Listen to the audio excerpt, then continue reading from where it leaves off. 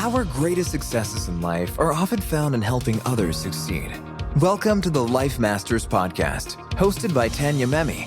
Discover real-life stories from mentors, leaders, experts, and everyday people who devote their lives to helping others succeed. Every episode takes you on a unique journey, an emotional experience, and tells a story never to be forgotten. Tune in to Life Masters with Tanya Memme and start fast-tracking your journey to success today. Hi everyone, welcome back to Life Masters. I'm Tanya Memme. So today in the studio, we have Lori Harder. She is back to the EverTalk TV studios. I'm so excited. This time you're on Life Masters. I'm so excited. Me too. So I hunted you down on Instagram, and then our mutual friend Michelle Sorrell referred you. So great to have you here. Now you do like everything. You're a podcaster. Your podcast is Earn Your Happy. Mm-hmm. Amazing. You have like tons and tons and tons of followers and listeners. And you're also into the fitness world, health world. You've got, you're an author, right there, your book, A Tribe Called Bliss. And we were talking about that earlier, the journey that was for you. Yeah. Phenomenal. But what I want to know is, because you're on Life Masters, how did all of this begin for you? Because I know it was a whole journey. Oh man. Of just how you got to where you are today. How long is the show? Okay, let's see. I know, let's right? see how fast we can do this. So I'm from a really small town in Upper Michigan. Most people don't even know that Upper Michigan exists. Right. And for me, I grew up in a household that always struggled with their weight. I heard my whole life that we had bad genetics. Like that was just like the family mantra. We have bad genetics. You're going to be fat. Like that word was used all the time. Yeah. And because everyone was heavy, everyone was overweight. So for me in my teenage years, my sister had started, she was about 4 years older than me, and she had started working out when she was a teenager, so I was watching her work out. Yeah. And I decided to join her. Well, there was some different things along the way that I didn't even realize I had. I was a really anxious kid. I just would get really nervous. I was pretty shy. And I started working out with her and just noticed that on the days I would work out, I felt better. But I didn't, it's like I was correlating it in my head, but didn't understand what was actually happening. With all the endorphins, whatever else that means. For you. Yeah. And so when I was 14 years old, because I was also in a really restrictive religion, I was only allowed to hang out with people in my religion, and it was a really small congregation. Okay. So in Upper Michigan.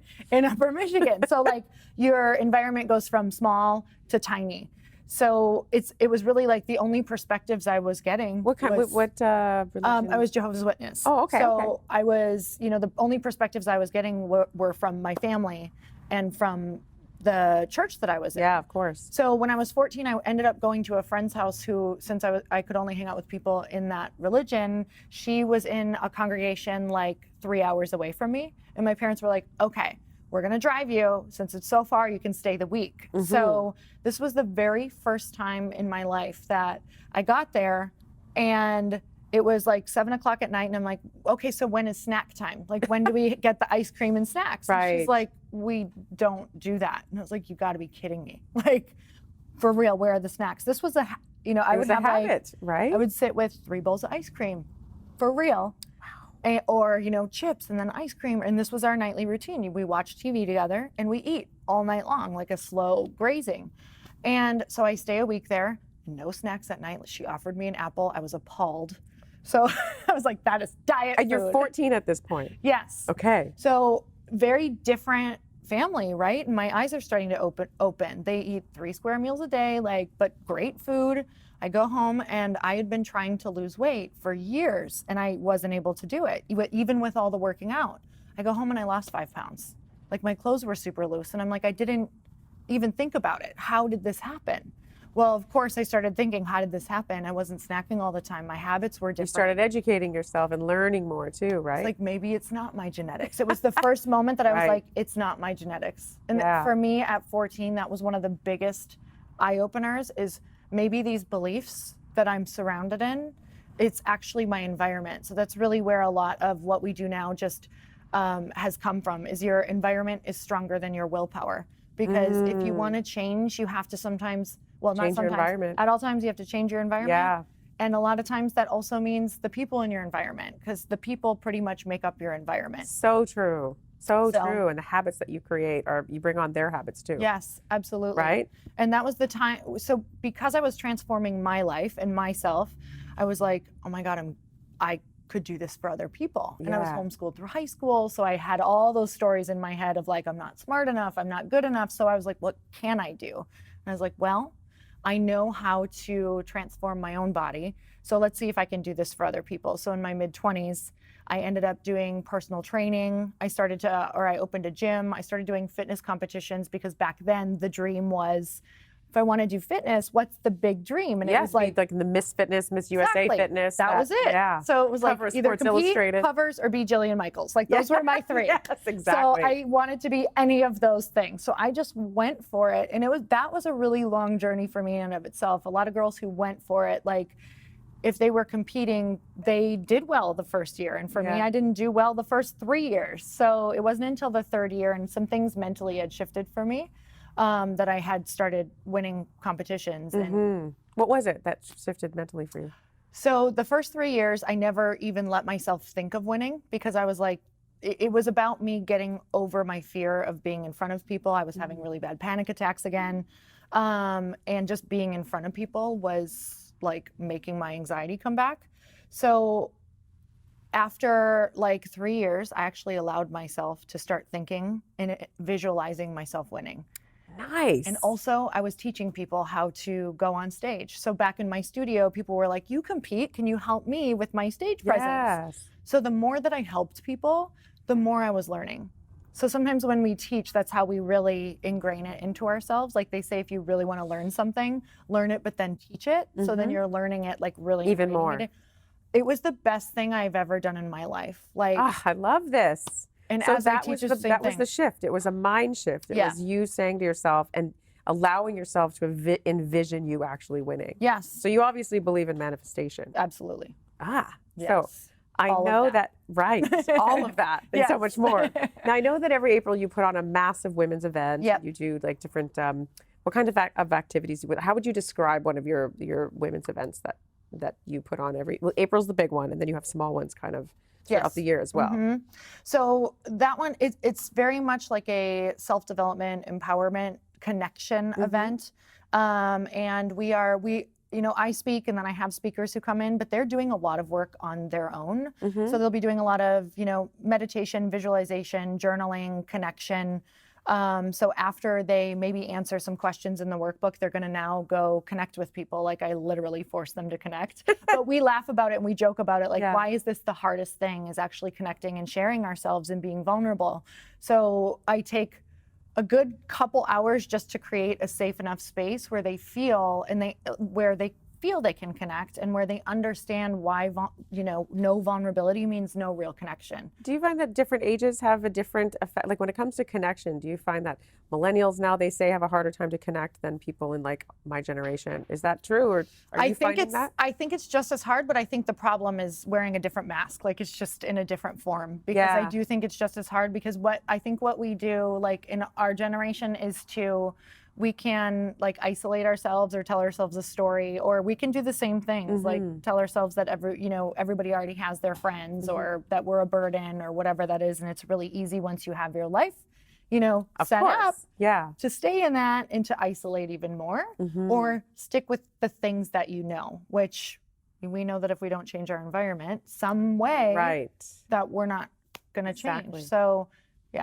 So I know that you have a very, very interesting journey with your incredible husband, Chris. Yes. Who does these massive entrepreneurial masterminds that he does here in LA, and I think you guys travel with them as well. So you were talking to me before the show too a little bit about how we would have never gotten to where we are today if we didn't experience this.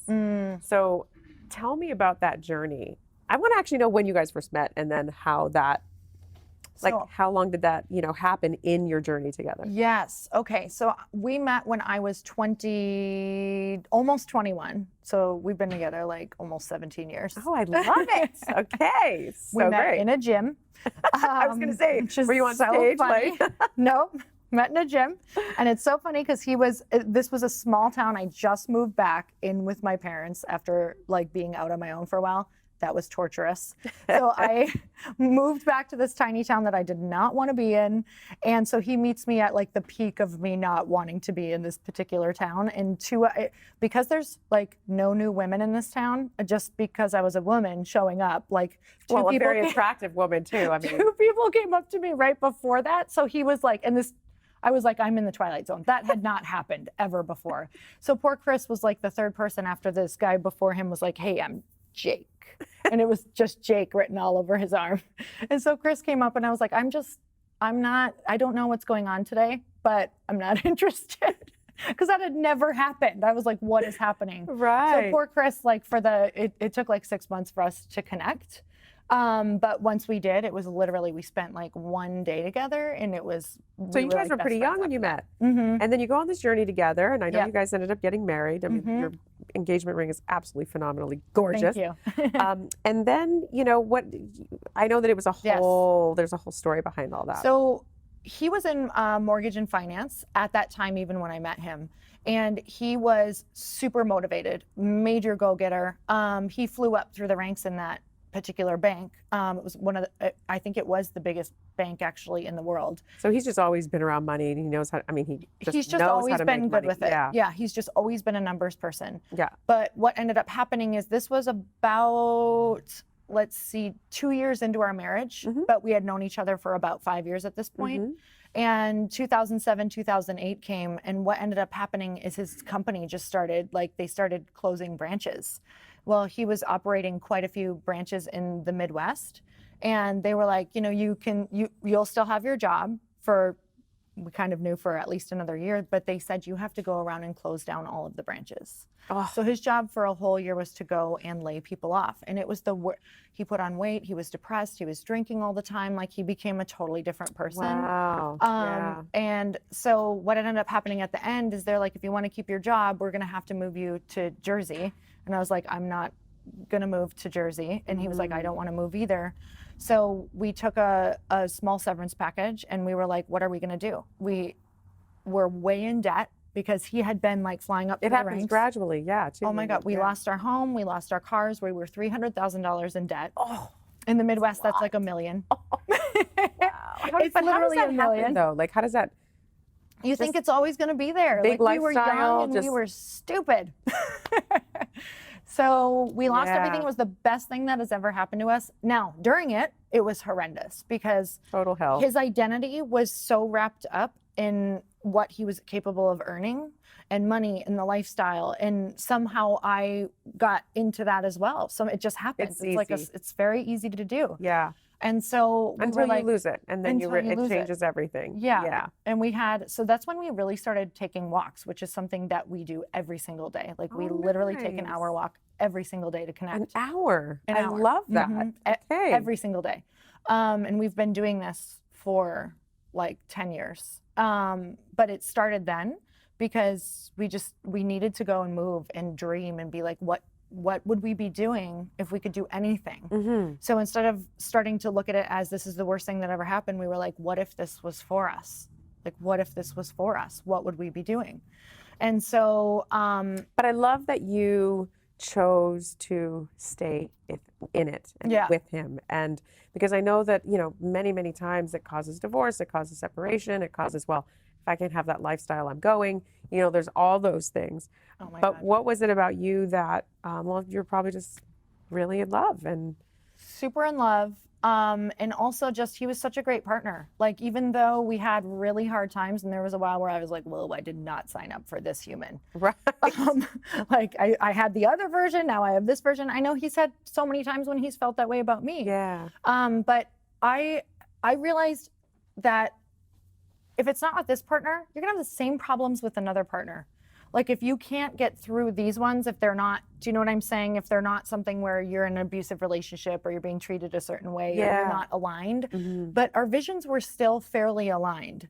So I was like, if I can't get through it with him, I'm not gonna be able to get through it with anyone else. And I had a couple of relationships before him where I was like, I'm the only variable that is in these relationships that is like the same, that I keep failing in this one spot. So I need to push through this particular thing of just like staying. And we've really learned how to fight, which has been super important.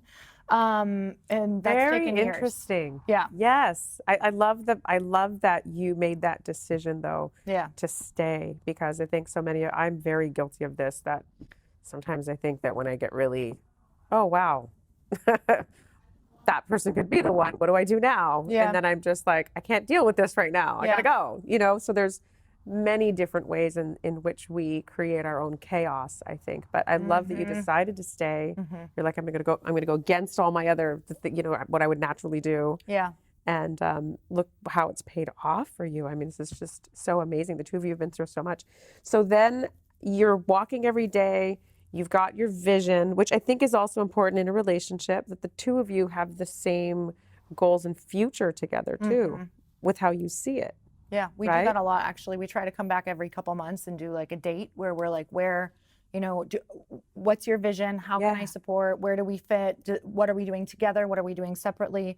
Because it's so easy for a year to go by and be like, where are we at? Like, what are we even aiming towards? Because if you don't know your target, you're never going to actually take the correct path. You're going to be all over the place. So it makes decision making so much easier when you're like, doesn't align with the vision, not going to do it. Doesn't align with the vision, not going to do it. Otherwise, as you know, like you can start getting opportunities that can be great, but they can totally deter you from where you actually want to go.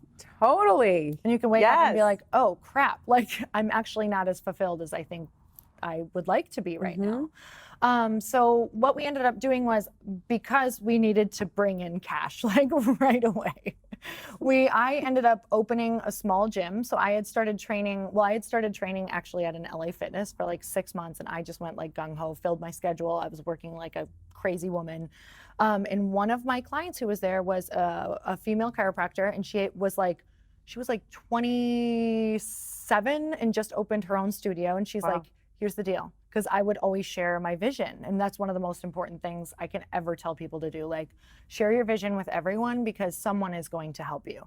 So I really, really do love that. Yeah. You have to, because you're like always, it's so funny. I always picture God, universe, whatever, like every day going, why didn't they just like share it with this person I placed in their pathway? Like we're always, all our answers are around us. We just have to open our mouths. So I had said to her that I wanted to start my own gym, and she's like, here's the deal. I have an unfinished basement. I'm talking like where you can see the exposed brick beams and the beams.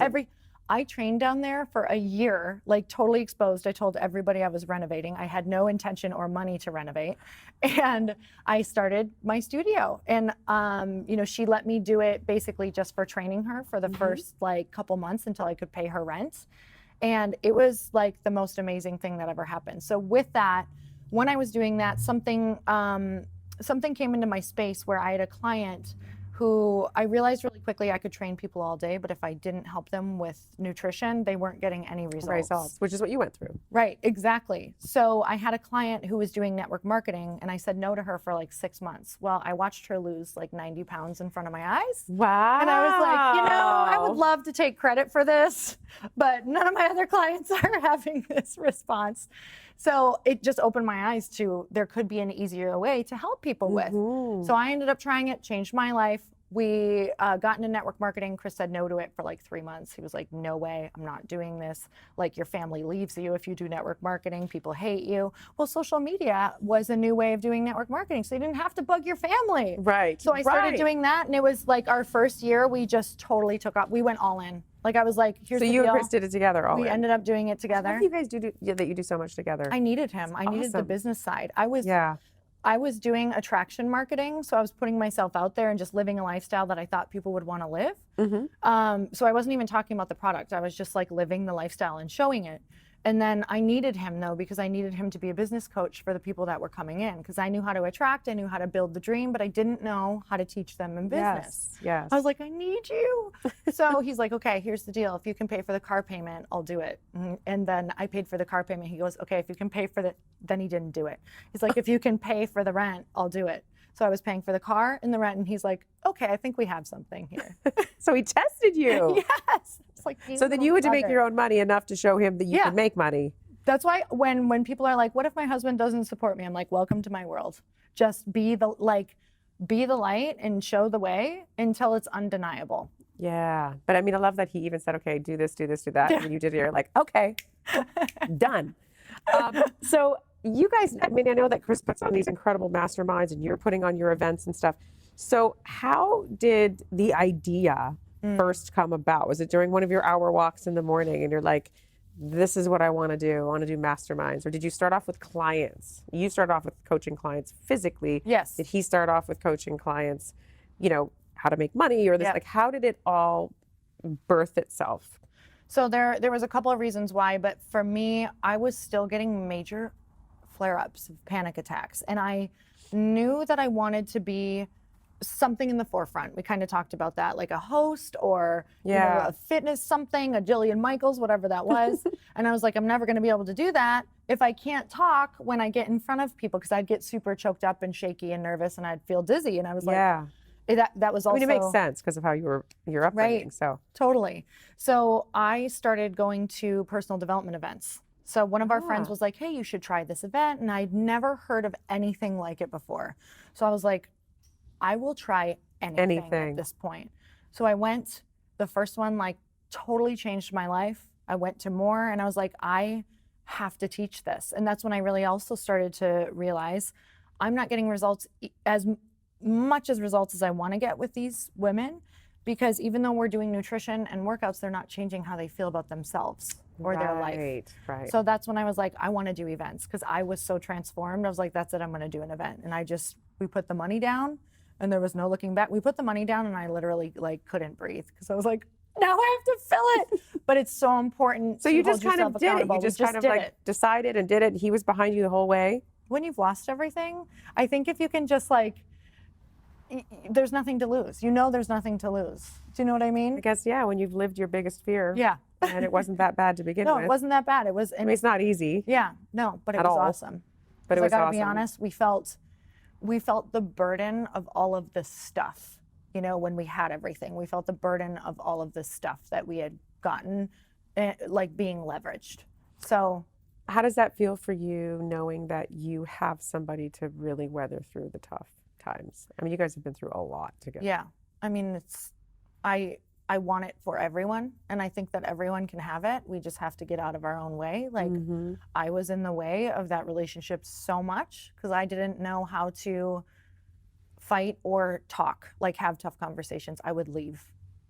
And he one time said to me, because I would just leave, I would go drive, I would go sit in the car, like I would just be like, nah, I'm out of here. Like I must have seen it growing up. I know I saw it growing up, so that's how I dealt with everything.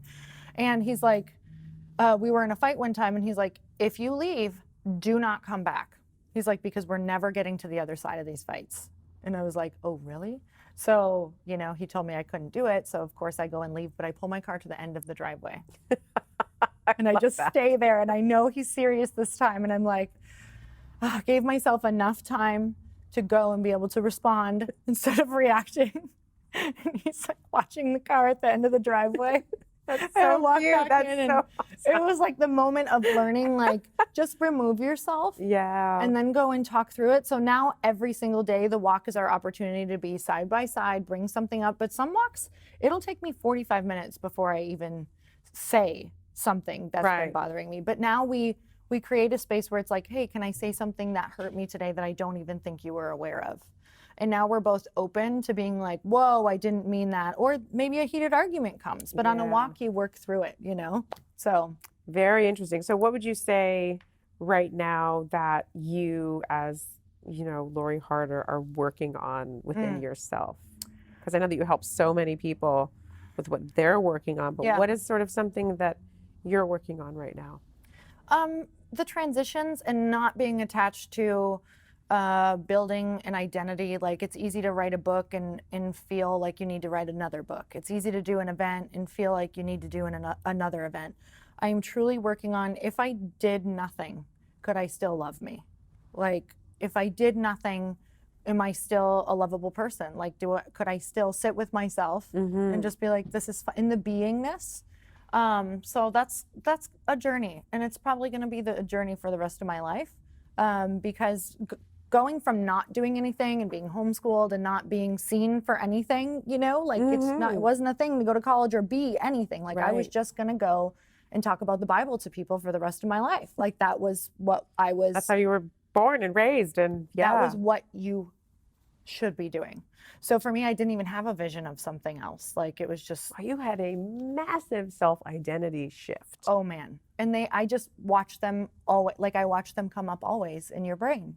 So no matter how much work you do, there's always some more that you don't even realize is there, which is so awesome. Otherwise we'd be so bored, but yeah. Wow. Well, I mean, I could sit here for hours and talk to you, but I would just want to thank you so much for coming on the show. Oh, thank and you for I'd love being to have an Chris amazing on the host. show. He would Thank love you. Let's have him on. Yes, absolutely. Then we could, or have you both on together, or either way, we could do both. Either way. So how's that? Fun. Yeah. Yes. I would love that. Yeah. All right. So if you could just tell everybody where we can learn more about you and where we can look you up on social media. You can go to loriharder.com. You can go to atribecalledbliss.com if you want to look at the book. Otherwise, the podcast is earnyourhappy.com. I love it. All right. Thank you so much for an amazing episode of Life Masters. And if you want to binge watch all of the episodes, go to lifemasterstv.com. You have just listened to another inspiring episode of Life Masters with Tanya Memme. To access the show notes for this episode or to listen to more shows, simply visit www.tanyamemme.com. Master your own life and be inspired to help others to succeed. Join us again next time here on Life Masters.